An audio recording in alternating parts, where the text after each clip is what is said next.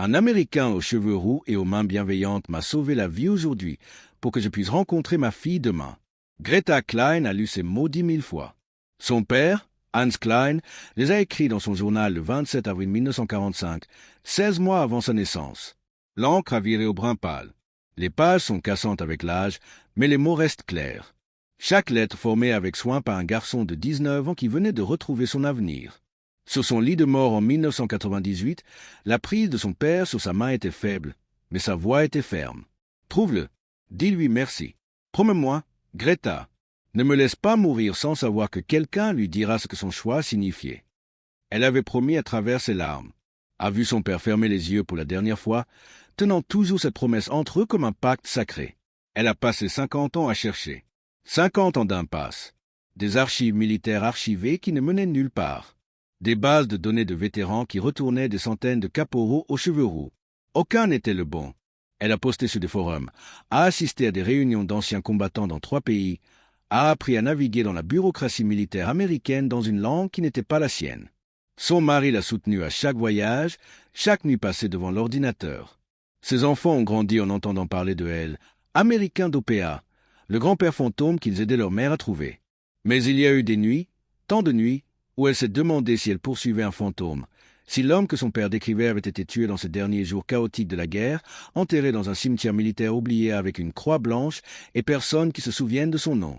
Et ce matin, dans son appartement de Berlin où la pluie d'automne strie les fenêtres, un message se trouve dans sa boîte de réception. Je pense que je l'ai trouvé. L'expéditeur est un étudiant en histoire de Boston, nommé Marcus Shen, qui travaille sur sa thèse sur les médecins américains dans les derniers jours de la guerre en Europe. Il avait numérisé des dossiers de maisons de retraite du Massachusetts, les croisant avec des bases de données de vétérans à la recherche d'entretien. Le message comprend une photographie. Ses mains tremblent en cliquant. James Mitchell, caporal James Mitchell, 90e division d'infanterie, compagnie Charlie. Cheveux roux sur la photographie de 1945, un jeune homme au large sourire et aux yeux fatigués, son uniforme poussiéreux de la route, son brassard de médecin visible sur son bras gauche. Et une photographie récente. Cheveux blancs maintenant, des rides profondes cartographiant un visage qui a vécu 9 décennies. Mais quelque chose de familier dans les yeux, quelque chose qui fait que le souffle de Greta se coupe. Vie à Sunrise Senior Care, Springfield, Massachusetts. Le message comprend une adresse, un numéro de téléphone, les heures de visite. Je l'ai interviewé la semaine dernière pour ma thèse, a écrit Marcus. Quand j'ai mentionné les blessés allemands près de Wessenberg fin avril 1945, il est devenu très silencieux. Puis il a dit « On a sauvé tellement de garçons cette semaine-là. Des garçons américains, des garçons allemands. Ça n'avait plus d'importance. On voulait juste qu'ils vivent. J'espère qu'ils sont rentrés chez eux. J'espère qu'ils ont eu des familles. Madame Klein, je pense que c'est votre homme. Ça pourrait être lui. » La gorge de Greta se serre. Le journal de son père est ouvert à côté de l'ordinateur. La page qu'elle connaît par cœur. Elle trace du doigt l'écriture de son père, une écriture de gaucher car sa main droite avait été endommagée par le même obus d'artillerie qui lui avait brisé la jambe. Il avait appris à écrire de la main gauche dans le camp de prisonniers de guerre, déterminé à enregistrer ce qui lui était arrivé. Les lettres penchent légèrement vers la droite, moins assurées que son écriture d'avant-guerre, mais lisible, belle même.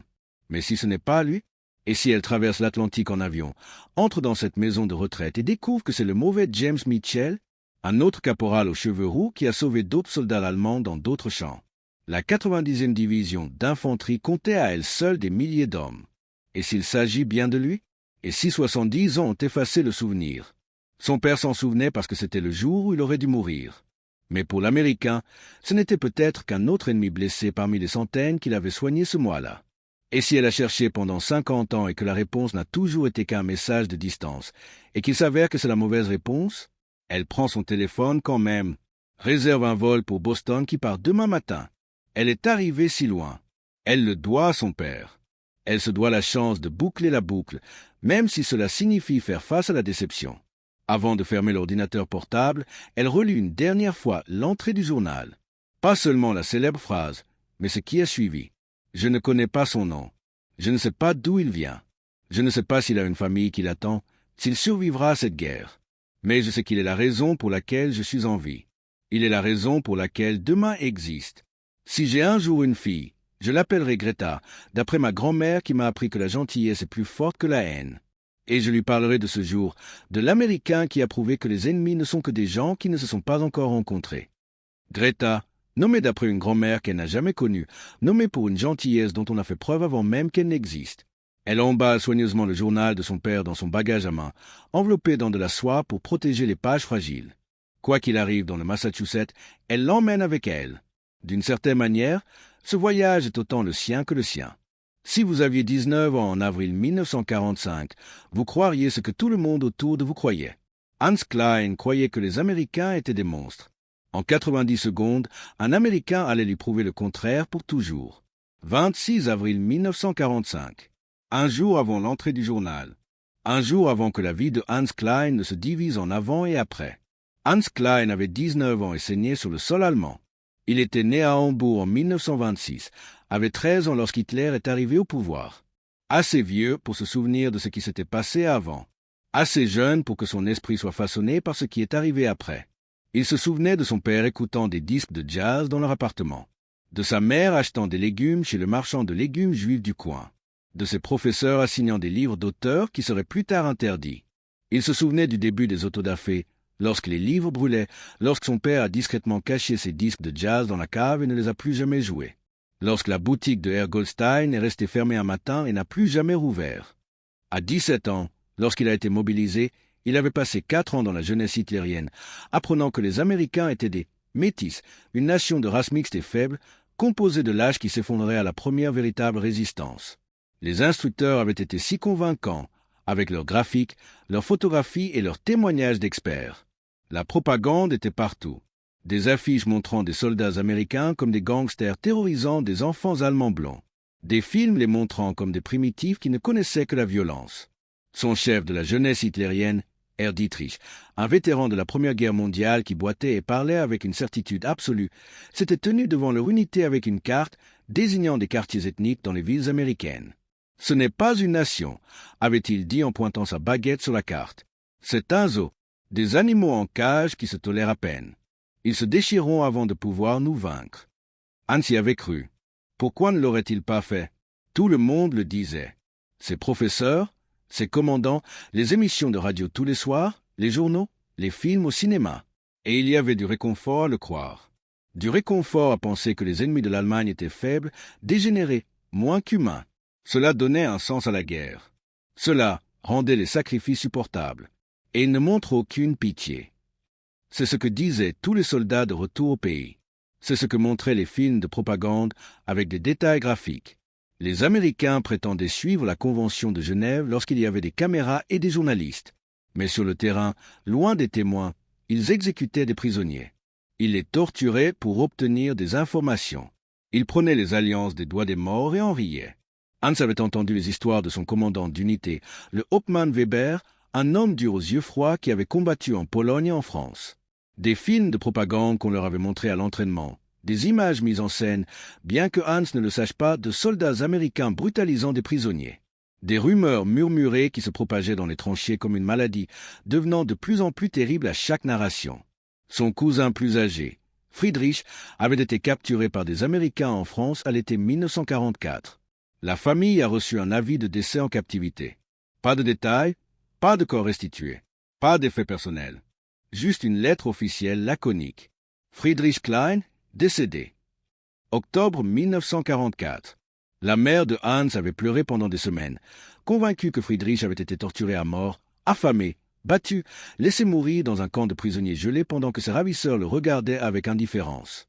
Alors, quand Hans était allongé dans ce fossé au bord de la route près d'un village appelé Wessenberg, les jambes brisées par l'artillerie américaine, regardant son sang s'imprégner dans la boue et sachant qu'il était seul, il savait ce qui allait arriver.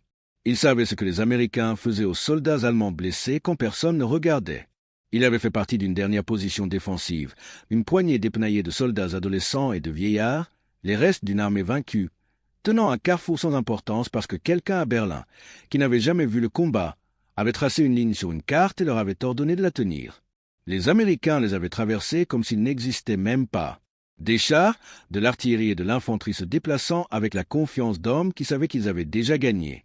Hans s'était jeté dans le fossé lorsque les premiers obus avaient commencé à tomber. Il avait senti l'impact dans sa jambe gauche, pas de la douleur au début, juste un coup massif, comme un coup de pied de cheval. Puis il avait baissé les yeux et avait vu son fémur saillant à travers la chair déchirée à un angle impossible, le blanc de l'os brillant humide à travers le sang à la lumière du matin. La douleur lui avait fait vomir. Il s'était retourné sur le côté et avait vomi dans la boue. La bile, la peur et le dernier repas qu'il avait mangé, une fine soupe de pommes de terre 12 heures plus tôt, remontaient en vagues brûlantes. Puis le silence. Le genre de silence terrible qui tombe après l'arrêt de l'artillerie. Quand vos oreilles bourdonnent et que vous ne pouvez pas dire si vous êtes sourd ou si le monde a simplement cessé de faire du bruit. Quelque part au loin, il pouvait entendre des tirs sporadiques. Des MG-42 allemands crépitant leur son distinctif, puis se taisant alors qu'elles étaient envahies ou abandonnées. Son unité, ce qui en restait, s'était repliée ou était morte. Les Américains passeraient bientôt, nettoyant les bâtiments, vérifiant les corps, sécurisant le carrefour qu'ils avaient pris avec une telle facilité. Et quand ils le trouveraient en vie, Hans a tâtonné pour trouver son pistolet avec des mains tremblantes. Non pas pour se battre. Ce serait inutile et stupide. Il lui restait peut-être 3 cartouches. Et même si ses mains ne tremblaient pas, même si sa vision ne se brouillait pas de douleur et de choc, à quoi serviraient 3 balles contre l'armée américaine? Non, les soldats allemands savaient. On garde la dernière balle pour soi. Mieux vaut une mort rapide de sa propre main que ce que les Américains vous feraient. Mieux vaut mourir en soldat qu'en victime. Il a appuyé le canon contre sa tempe. Le métal était froid contre sa peau. Sa main tremblait si fort que le canon n'arrêtait pas de glisser, laissant une ligne de pression contre son crâne. « Père, pardonne-moi. Mère, je suis désolé. » Il a pensé à sa petite sœur, Anna, 7 ans, édentée et rieuse, qui l'attendait à la maison après la guerre. Il lui avait promis de lui ramener une poupée française, une de ces poupées fantaisie avec des visages en porcelaine et de vrais cheveux. Elle lui avait fait faire un serment du petit doigt. Il a pensé à Margaret, la fille de son quartier qu'il avait embrassée avant son départ, dont les lettres l'avaient maintenu sain d'esprit pendant le pire de l'hiver. Elle avait parlé de la vie après la guerre, de se marier, d'ouvrir une boulangerie ensemble. Elle avait dit qu'elle l'attendrait, peu importe le temps que cela prendrait. Il a pensé à toutes les choses qu'il ne ferait jamais maintenant. Ne jamais revoir Hambourg, ne jamais terminer ses études d'ingénieur, ne jamais danser au mariage de sa sœur, ne jamais avoir d'enfant, ne jamais vieillir. Le pistolet semblait lourd comme une pierre. Son doigt reposait sur la détente. Juste un mouvement, juste une pression. Puis plus rien. Pas de douleur, pas de peur, pas d'attente de ce que les Américains feraient. Il a fermé les yeux et a essayé de prier, mais les mots ne venaient pas. Ce qu'il ne savait pas, ce qu'aucun d'entre eux ne savait, c'est que tout ce qu'on leur avait appris sur les Américains était un mensonge. Mais avant qu'il ne puisse forcer son doigt à bouger, il a entendu des bottes dans la boue, des pas qui approchaient, des voix américaines s'appelant dans cette langue dure et gutturale. « Fais-le maintenant avant qu'il ne t'atteigne. » Son doigt ne bougeait pas. Un instinct de survie profond, une partie animale de son cerveau qui refusait de mourir, maintenait son doigt gelé sur la détente. Une ombre est tombée sur lui. Le soldat américain se tenait au-dessus de lui, le fusil pointé sur la poitrine de Hans. Hans a levé les yeux et sa première pensée cohérente, perçant la douleur et la terreur, a été « Il est si jeune ». Plus jeune que les images de propagande qui montraient des criminels endurcis et des brutes sauvages. C'était un garçon, peut-être 22, 23 ans au plus. Des cheveux roux visibles sous son casque, attrapant la lumière du matin. Des taches de rousseur éparpillées sur son nez et ses joues, comme s'il avait été trop longtemps au soleil. Des yeux de la couleur d'un ciel, d'été que Hans pensait ne plus jamais revoir. Non pas le bleu froid d'un tueur, mais quelque chose de plus doux. Inquiet, même. Le regard de l'Américain tomba sur le pistolet, toujours pressé contre la tempe de Hans. Ses yeux s'écarquillèrent légèrement. Pendant un long moment, aucun ne bougea. Hans attendit le coup de fusil, la fin. L'Américain semblait décider quelque chose, son doigt reposant sur le pontet, pas sur la détente elle-même. Puis l'Américain a dit quelque chose en anglais. Son ton n'était pas dur. Ce n'était pas l'ordre aboyé auquel Hans s'attendait. Il semblait presque doux, concerné. Les mots étaient étrangers, incompréhensibles, mais le ton était sans équivoque. Il a légèrement baissé son fusil et a levé une main, paume ouverte, le signe universel pour « Arrête ». Puis il a fait un geste vers le pistolet, a secoué lentement la tête. « N'arrête pas de te tuer ». Le cerveau de Hans ne pouvait pas traiter cela. Les Américains étaient censés le vouloir mort. C'est pour ça qu'ils étaient là. C'est ce qu'était la guerre. Mais cet Américain lui disait de ne pas mourir. Américané, a réussi à dire Hans entre ses dents serrées. Sa jambe le criait maintenant, le choc se dissipant, la douleur devenant insupportable. « Je me rends. » Il connaissait ces deux mots anglais. Tous les soldats allemands les connaissaient.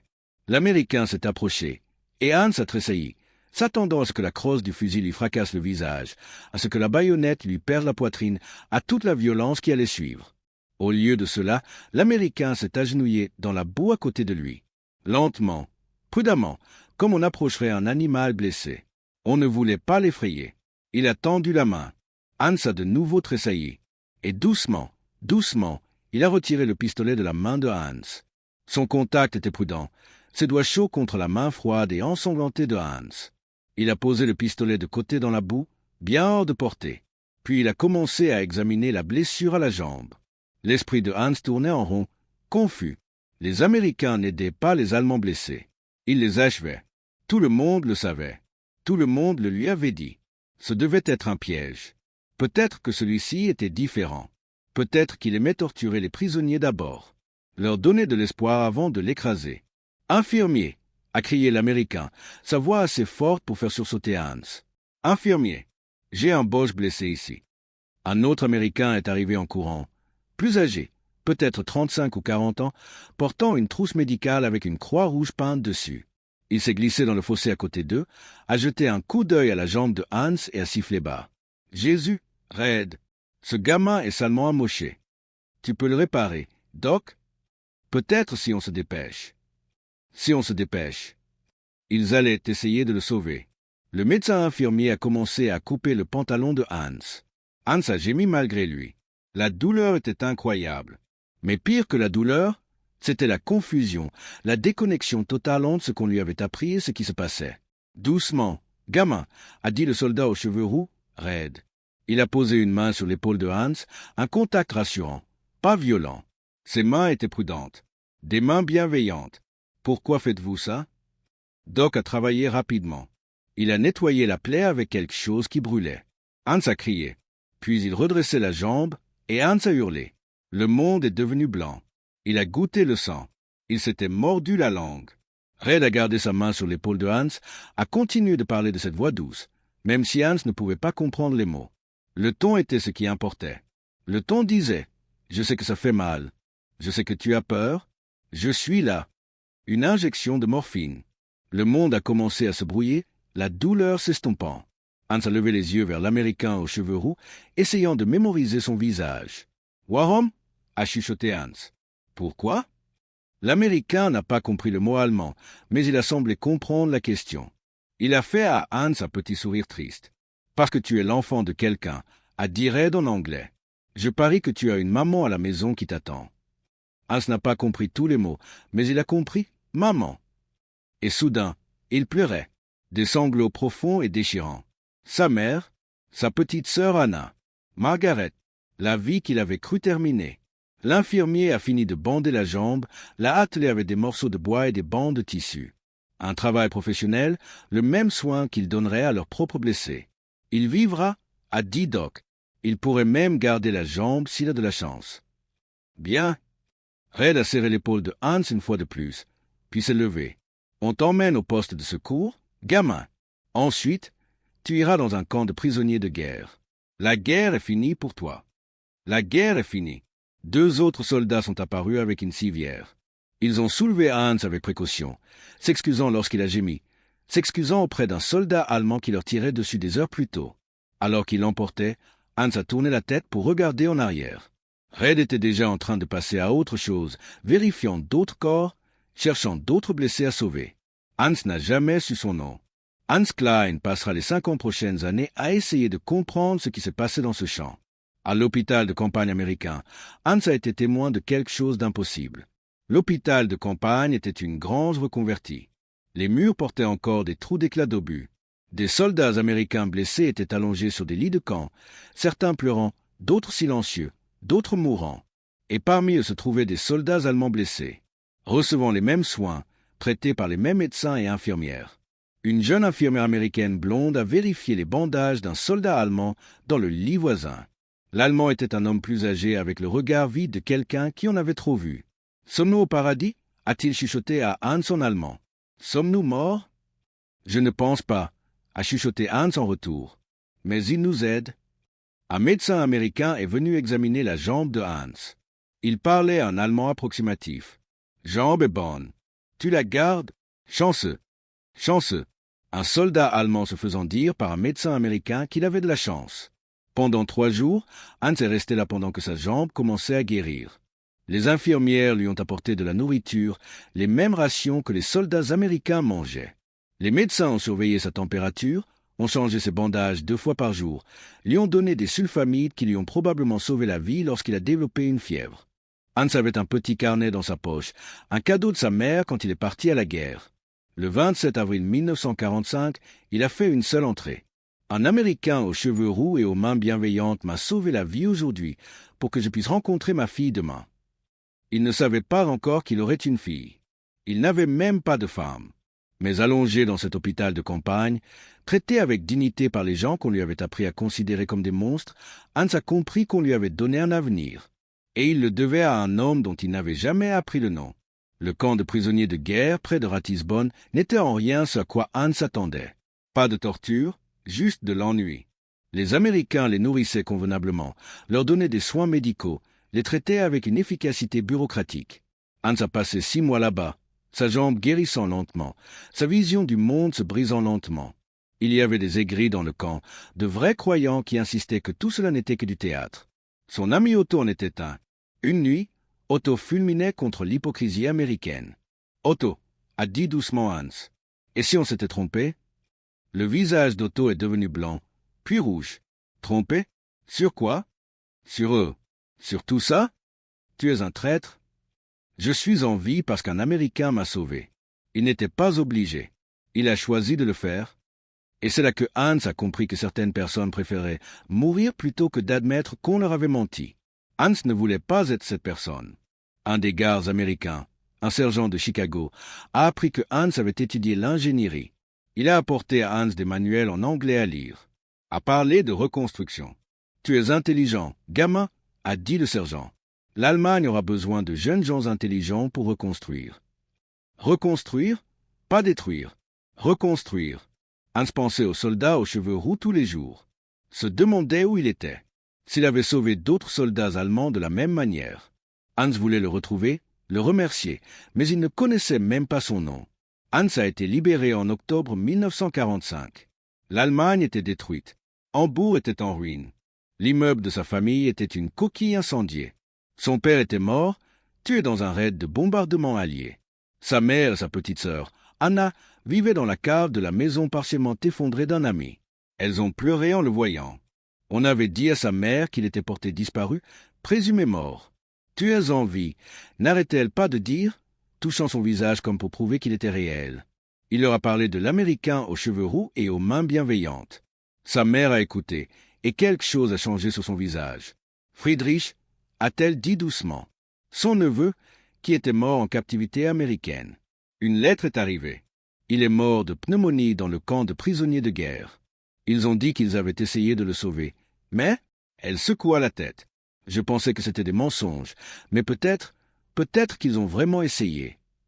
Peut-être qu'ils ont vraiment essayé. Hans a trouvé un emploi dans la reconstruction. Hambourg avait désespérément besoin d'ingénieurs. Il a travaillé aux côtés des forces d'occupation américaines, nouant lentement des amitiés qui auraient été impensables 2 ans plus tôt. Un ingénieur américain nommé lieutenant Thompson l'a aidé à essayer de retrouver le soldat aux cheveux roux, écrivant des lettres aux archives militaires, aux associations d'anciens combattants. Les réponses sont revenues vagues. Désolé, trop de soldats aux cheveux roux, trop de médecins. Hans a continué d'essayer.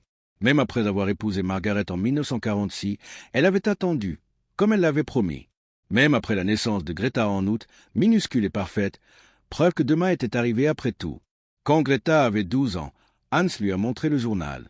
L'a assise à la table de leur cuisine et l'a ouvert à cette page. « C'est pour ça que je suis en vie. » lui a-t-il dit. « C'est pour ça que tu es en vie. » Un Américain que je n'ai jamais connu a décidé que je valais la peine d'être sauvé.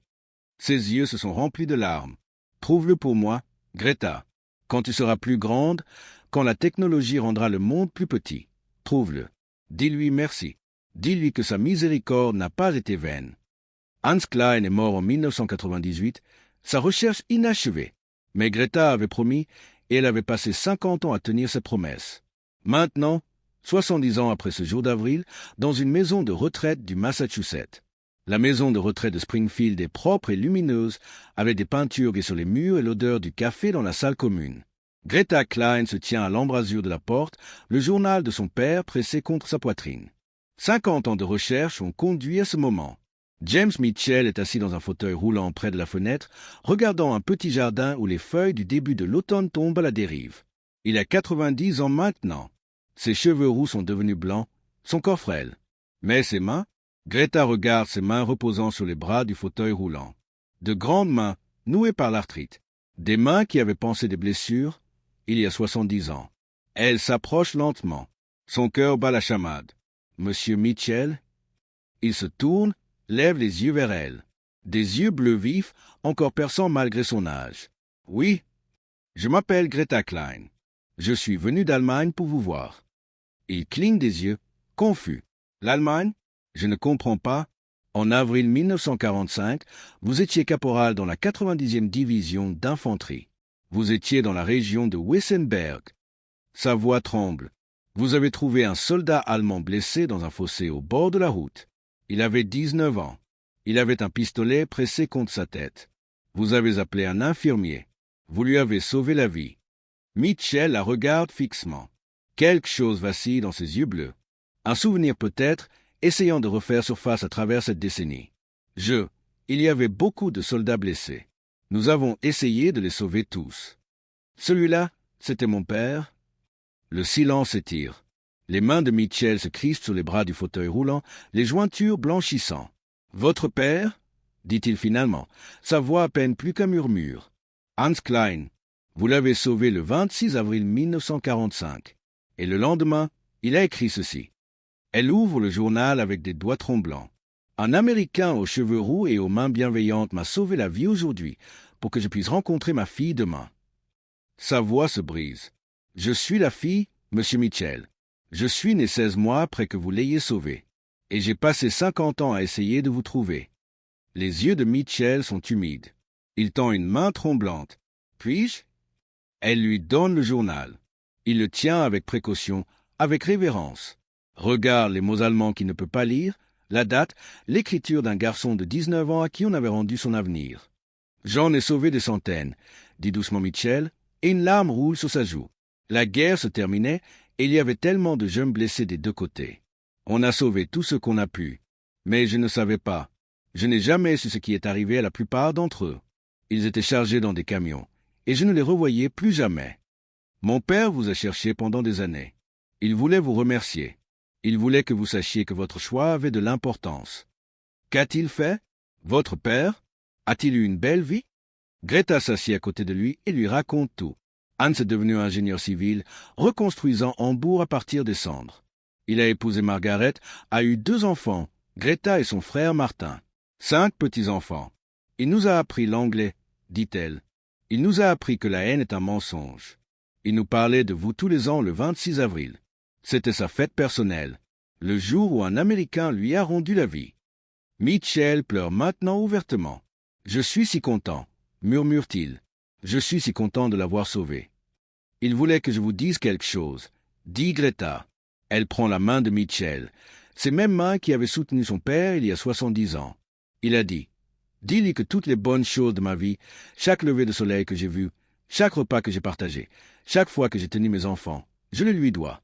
Dis-lui qu'il n'a pas seulement sauvé une vie, il a sauvé toutes les vies qui ont suivi. » Mitchell ferme les yeux, des larmes coulant sur son visage. A-t-il été heureux? Oui, dit Greta. Il a été heureux. Il a vécu une belle vie grâce à vous. Ils sont assis ensemble dans cette pièce calme. Mitchell lui raconte son retour de la guerre, les cauchemars qui ont duré des décennies, son devenir enseignant, essayant d'aider les jeunes à comprendre que les ennemis n'étaient que des gens à qui on avait menti. Je me suis toujours senti coupable, avoue-t-il, coupable de ne pas avoir pu les sauver tous. Il y avait tellement de garçons qui saignaient dans des fossés, appelant leur mère. « Vous avez sauvé mon père ?» dit fermement Greta. « Ça doit compter pour quelque chose. » Avant de partir, Greta prend une photographie. Mitchell tenant le journal de son père, souriant à travers les larmes, la lumière de l'après-midi faisant briller ses cheveux blancs. Merci, dit-elle, de m'avoir donné mon père, de m'avoir donné ma vie. Merci, dit Mitchell, sa voix plus forte maintenant. De m'avoir trouvé, de m'avoir fait savoir que ça avait de l'importance, de m'avoir fait savoir qu'il a vécu. James Mitchell est décédé 18 mois plus tard, paisiblement dans son sommeil. À ses funérailles, Greta s'est tenue parmi ses enfants et petits-enfants et leur a raconté l'histoire de son père dans le fossé, du pistolet, du choix que Mitchell a fait, de la façon dont la gentillesse d'un homme se propage à travers les générations. Il en a sauvé des centaines, leur a-t-elle dit, sa voix stable malgré ses larmes. Mais il m'a donné mon père. Il m'a donné ma vie. Et j'ai pu lui dire merci. J'ai pu boucler la boucle. Greta a toujours le journal. Lit toujours cette entrée chaque année le 26 avril, une date devenue sacrée pour sa famille. Enseigne toujours à ses petits-enfants l'histoire de l'Américain aux cheveux roux et aux mains bienveillantes, qui a prouvé que même dans les heures les plus sombres de l'humanité, il y a des gens qui choisissent la miséricorde plutôt que la vengeance, la compassion plutôt que la cruauté, l'espoir plutôt que la haine.